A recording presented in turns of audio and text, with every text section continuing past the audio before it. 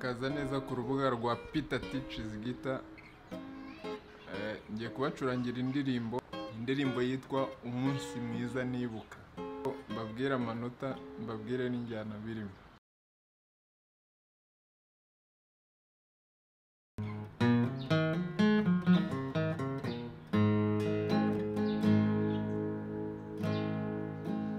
Umunsi mwiza nibuka, nubona kwemereyeho wambereye umucunguzi, ngo nkwize ibyawe nishime.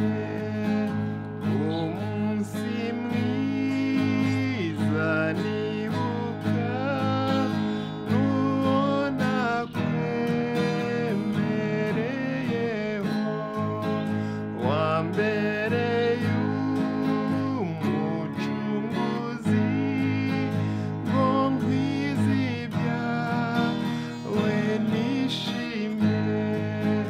Singize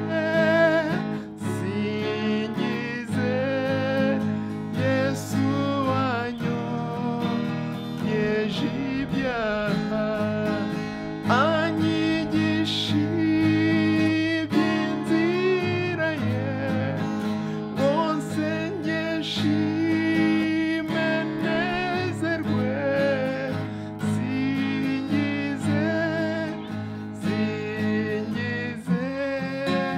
Yesu wanyogeje ibyaha.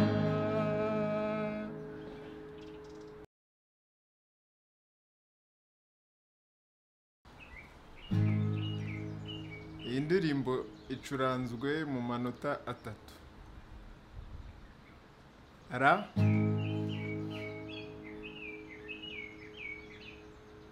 urutoki rwa mbere rufashe ku murya wa kane, urutoki rwa kabiri rufashe ku murya wa gatatu, n'urutoki rwa gatatu rufashe ku murya wa kabiri mu kazu kamwe, mu kazu ka kabiri. Inota rya kabiri ni re.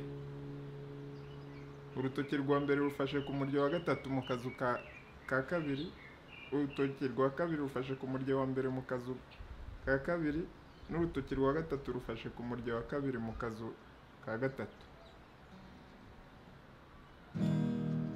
Mi.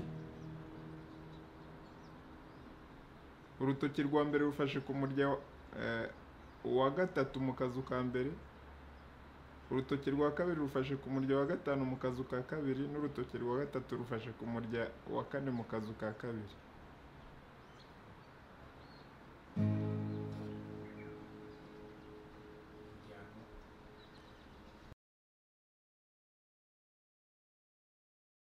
Injyano ni 3/4.